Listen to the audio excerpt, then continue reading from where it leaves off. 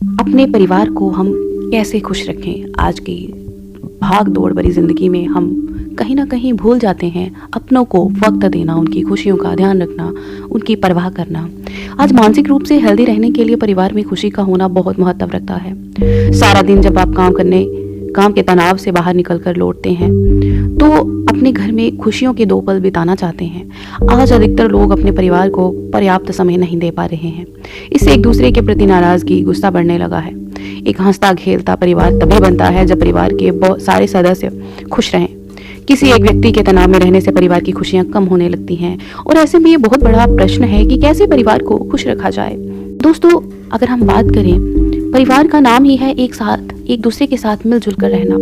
एक दूसरे को प्यार रहें, एक दूसरे का साथ दें, एक दूसरे के साथ मस्ती करें, खुश रहें, आपस में जोक सुनाएं, गप्पे मारें, हंसें और एक दूसरे को हंसाएं। अगर आपको लगता है कि आपके परिवार का कोई सदस्य जो परेशान है, अंदरूनी किसी समस्या से जूझ रहा है, तो आपको उससे पूछना चाहिए, उसको इतना विश्वास दिलाना चाहिए कि अगर उसे कोई परेशानी है तो उसका परिवार उसके साथ है और वो उस परेशानी में उसके साथ हैं, ताकि वो डिप्रेशन का शिकार ना हो। और इसी के साथ ही आपके पूरे परिवार का स्वास्थ्य भी ठीक रहेगा और घर में खुशियाँ आएंगी।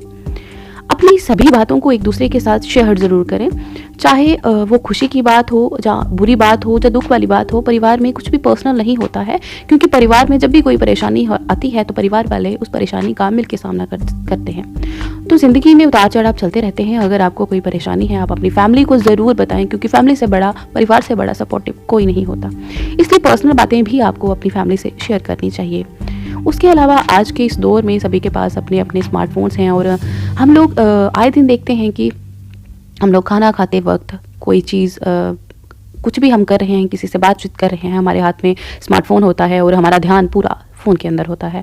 तो इस तरह से ना करें और जब आप खाना खाते हैं कोशिश करें कि एक साथ मिलके खाएं, इससे प्यार बढ़ता है। आजकल हर घर की आदत हो गई है कि कोई डाइनिंग रूम में खाना खाता है, कोई फ़ोन इस्तेमाल करते हुए खाना खाता है, कोई बेडरूम में खाना खाता है और कोई टीवी देखते हुए खाना खाता है। साथ में एक साथ बैठकर खाने से एक दूसरे से बातचीत का मौका मिलता है, हंसने का मौका मिलता है और एक दूसरे को जानने समझने का मौका मिलता है।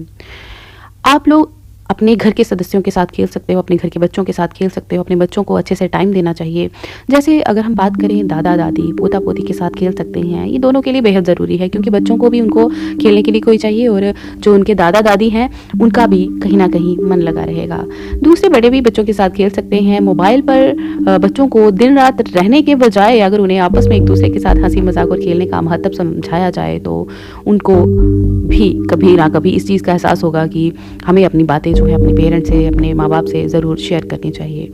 उसके अलावा अगर ऑफिस दोस्ती ज़रूरी है, लेकिन अगर आप अपनी फैमिली को, परिवार को प्राथमिकता नहीं दे पा रहे हो तो ये बहुत बुरी बात है। आपको अपने परिवार के साथ समय गुजारना चाहिए। ऑफिस भी ज़रूरी है, सब कुछ ज़रूरी है, लेकिन परिवार की एक अपनी ही प्राथमिकता है। कभी भी अगर आप परिवार में कोई ऐसी वैसी बात होती है जो आपको, किसी भी सदस्य की बात अगर आपको बुरी लगती है, तो आपको हमेशा धैर्य से काम लेना चाहिए, धीमी आवाज़ में बात करनी चाहिए, बड़े छोटे की मर्यादा का पालन करना चाहिए और खासकर परिवार में रह के लड़े ना। अगर आपके बीच में कोई मनमुटाव होता है तो आप उसको सुलझा सकते हैं, बात करके, बातचीत के ज़रिए उसको सुलझा सकते हैं। खासकर बच्चों के सामने हमें बिल्कुल भी लड़ाई नहीं करनी चाहिए और अपशब्द नहीं बोलने चाहिए।